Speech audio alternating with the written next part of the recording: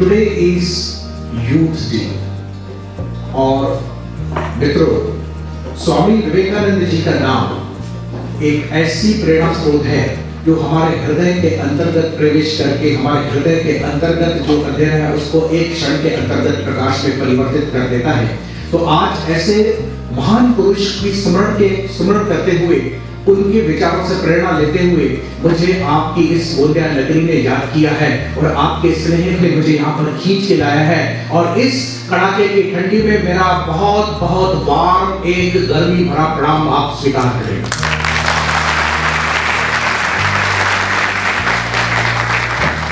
मुझे मैडम ने बताया कि इस हाल के अंतर्गत 500 से अधिक विद्यार्थी हैं। मुझे लगता था कि थोड़ा शोर शराबा होगा, इधर मैं हाल में आया एकदम पिन ड्रॉप साइलेंस है, इतना धीरज आपके पास है, इतना डिसिप्लिन आपके साथ है, तो इसलिए मेरा एक और प्रणाम आप स्वीकार करें।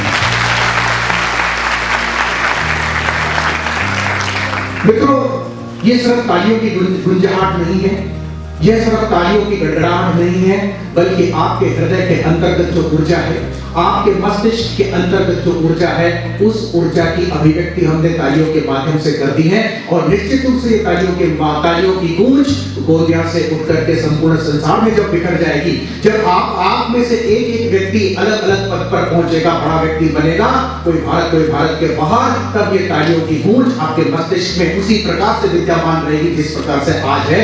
इस तालियां हमको आगे बढ़ने के लिए प्रेरित करती हैं और निरंतर जो व्यक्ति ताली बजाता है वो आगे बढ़ता रहता है। मुझे याद है, मुझे एक मित्र ने कहा था कि आप तालियां जब भी चाहे मत बजाते रहिए, क्योंकि तालियां बजाने वाले कभी बीमार नहीं होते। आपने कभी देखा है कि जो तालियां बजाते रहते हैं घर घर में कभी किसी डॉक्टर के पास जाते हैं?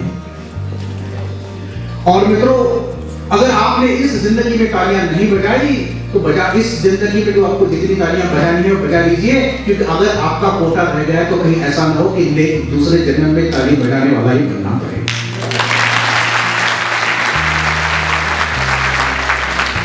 बहुत बार हमें जीवन से शिकायत होती है, जीवन से हम शिकायत करते रहते हैं कि मुझे ये नहीं मिला, मुझे वो नहीं मिला, मुझे वो नहीं मिला, लेकिन मुझे पता नहीं कि मुझे क्या मिला और आपको क्या मिला है। और मैं कहानियां कहने में और कहानियां सुनने में बड़ा विश्वास रखता हूं। मुझे पूरा विश्वास है इस बात पर कि आपको भी कहानियां सुनने में अच्छी लगती हैं।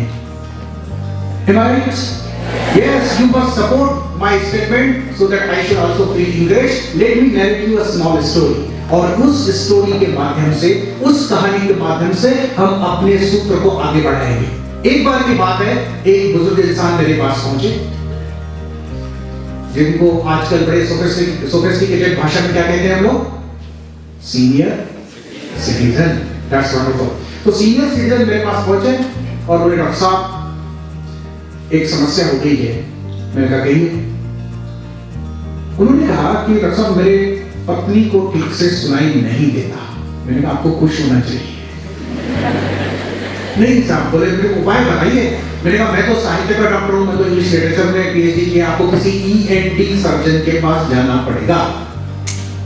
उन्होंने कहा ठीक। ईएनटी सर्जन के पास पहुंचे और वही बात कही कि मेरी पत्नी को सुनाई नहीं देता। डॉक्टर साहब ने पूछा कि ठीक है, पत्नी को आपको सुनाई नहीं देता, मुझे इतना बताइए कि कितनी दूरी से उनको सुनाई नहीं देता, यानी 5 फीट, 10 फीट या 15 फीट, तो जितनी दूरी से सुनाई नहीं देता उस हिसाब से उसका इलाज करना पड़ेगा। अब इस भाई साहब ने कहा साहब ये तो नहीं पता, मैं कल पता करके आपको बताता। अब ऐसा है कि ऐसा जरूरी नहीं है कि पत्नियां ही पति से डरे, उल्टा भी हो सकता है। राइडर आजकल उल्टा ही होता है। बजा दी।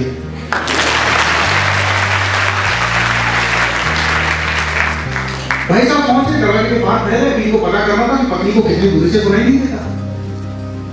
उस जमाने में पत्नियों का भी नाम नहीं लिया जाता था, और आज की तो बात ही और है।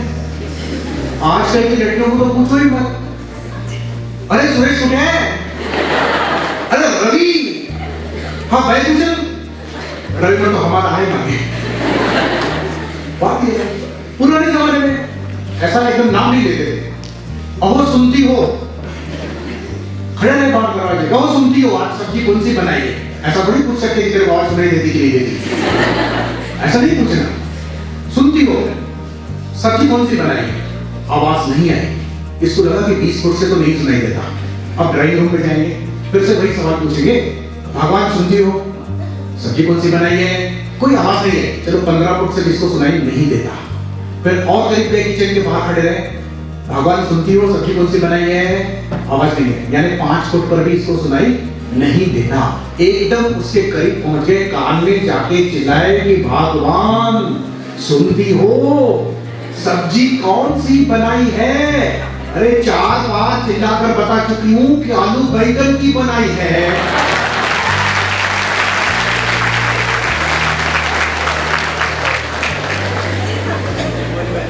अब ये प्रश्न बड़ा इंपॉर्टेंट है, सुनाई किसको नहीं देता?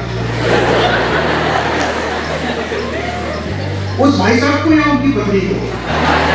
भाई साहब को। तो हम सभी उसी भाई साहब की कैटेगरी के आदमी हैं। हम सभी क्या बोलते हैं? एग्जाम डिफिकल्ट है, पेपर डिफिकल्ट आया था, ये सिलेबस से बाहर आया था, पता नहीं क्या पूछा था, टाइम कम पड़ गया, पेन खराब हो गई, गर्मी लग रही थी, क्लासरूम में फैन नहीं था, वीडियोस को पता ही नहीं है, जल्दी जल्दी चेक करते हैं, 60 कॉपियां एक दिन में चेक करते हैं, मैंने तो बहुत अच्छा लिखा था। नहीं, भाई साहब को सुनाई नहीं देता। याद रखिए, सब हमारी गड़बड़। हमने दूसरों पर जब हम आरोप लगाते हैं तो भूल जाते हैं कि सुनाई किसको नहीं देता, किसको देता है।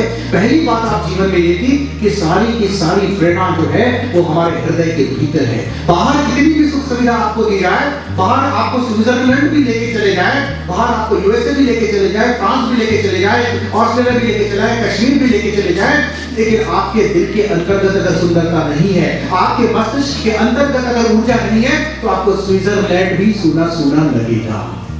तो आपको अपने हृदय के अंतर्गत वो ऊर्जा जगानी है, आपको अपने हृदय के अंतर्गत वो चिंगारी जलानी है। क्योंकि विवेकानंद जी क्या कहते हैं? विवेकानंद जी क्या कहते हैं? उनके नाम पर जरा आप गौर करें, विवेकानंद, जिसका विवेक आनंद पूर्ण है, ऐसे विवेकानंद है। और हमारे प्रत्येक व्यक्ति के हृदय के अंतर्गत एक विवेक बैठा हुआ है, हम बोलते हैं विवेक बुद्धि। और उस विवेक बुद्धि को जिस दिन आपने सुंदर बना दिया, जिस दिन आपने अपने विवेक को आनंद पूर्ण बना दिया, उस दिन विवेकानंद की स्थापना आपके हृदय के अंतर्गत हो जाएगी। विवेकानंद को ढूंढने के लिए हमको कहीं बाहर नहीं जाना पड़ेगा।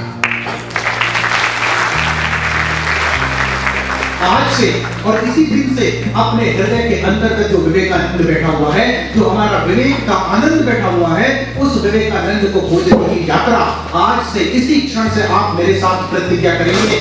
Each one of you is going to make me a promise that you are going to discover the unhidden treasures which lay hidden in your own heart. You are going to discover the energy which is lying dormant in your heart and the mind. हमको अपने हृदय और मस्तिष्क के अंदर में जो ऊर्जा सुप्त अवस्था में पड़ी है, उस ऊर्जा को हम जगाएंगे। और ये सच्चे अर्थों में आज के राष्ट्रीय युवा दिन पर स्वामी विवेकानंद को इस एनएमडी कॉलेज गोंदिया की श्रद्धांजलि और स्मरण होगा। और इसका साक्षी आप और हम रहेंगे। क्योंकि जीवन में यदि क्रांति कहीं से होती है, जीवन में यदि क्रांति कहीं से होती है, तो आप जिस जगह पर खड़े हैं, क्रांति की शुरुआत वहीं से होती है। और आज की क्रांति की शुरुआत इस एनएमडी कॉलेज के सभागृह से होने वाली है। और आप और हम इसी सारी बात के साक्षी हैं। We are the witness to this wonderful happening of the history, that the revolution of our life is going to start from this very place, and you must support my statement by a big hand.